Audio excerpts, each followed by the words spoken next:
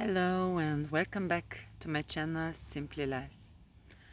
I hope everyone is doing well and enjoying some beautiful time with themselves and our beautiful nature, as I'm right now.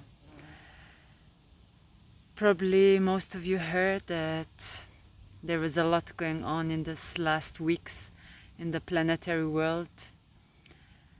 We had 2 eclipses, and usually at that time a lot of things comes to the surface, emotions, things we suppressed, and situations we maybe didn't want to address before. Today I would like to speak about self-sabotage, which is a quite intense, mechanical reaction and not quite serving us on our journey. So what is this self-sabotage? Why does it appear? How does it show up? And as usually, I'll give you some examples to understand better. Let's say we meet someone and we feel mutual a great connection. Then we start maybe to meet more often, and we feel the connection is getting stronger and we get quite well along. And then slowly, fear appears. And we get these silent little voices in our head saying, well, is this for sure real? Because usually I never get such a great connection. Or maybe she or he are just pretending, and later on, when I'm off guard and open my heart, surely they will stab me in my back with any kind of action. And so on, the list is long. So as you see, it's basically connected with fear. And then self-sabotage is a kind of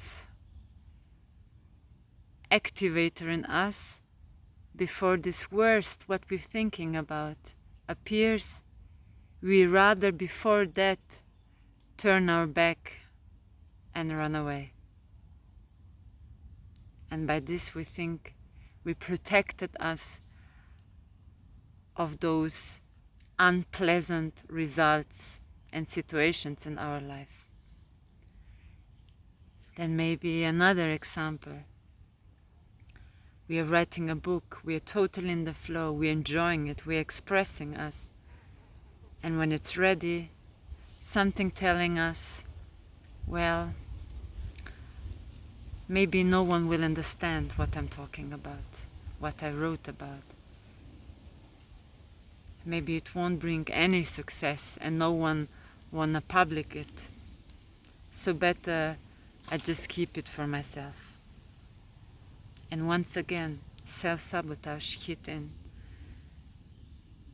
Because what if the worst outcome scenario, that no one wants to publish it, no one wanna buy it, no one doesn't care about it, and to not feel this disappointment, this sadness, pain, anger, we rather once again activated our self-sabotage, turned our back before we made the step and putting out this book.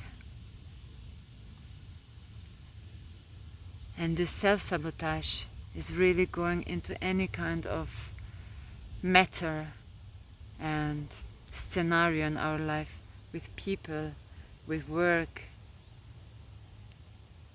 with self-belief, with putting us out there, maybe on the stage, and sharing our art or something.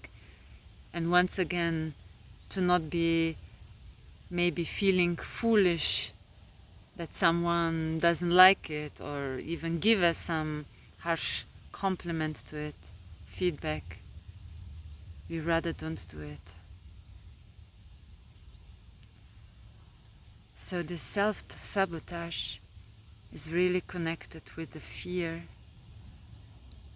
of the worst outcome, and to before this outcome would happen, before we would truly open our heart and fall deeply in love with this person, rather to not be maybe rejected by this person, rather turn our back and leave this situation, this person, this connection, before we would feel this.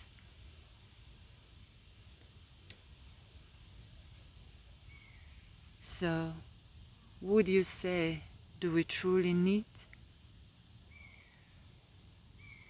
this trigger in us, this self-sabotage? Or can we maybe just trust that life can bring us colorful experiences? Some will work up amazingly, perfectly, beautiful, with great of success.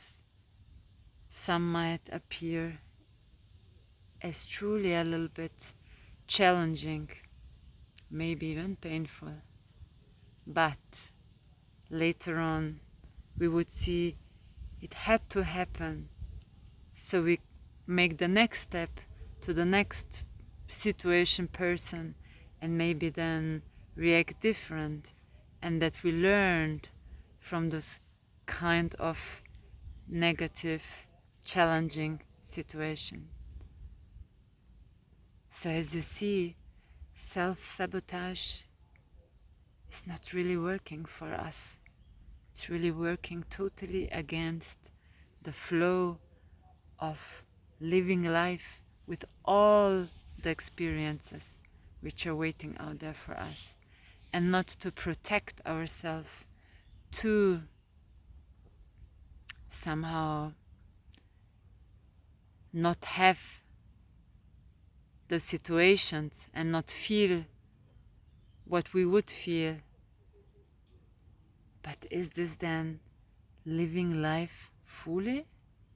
Or is it like we would put ourselves in a cocoon?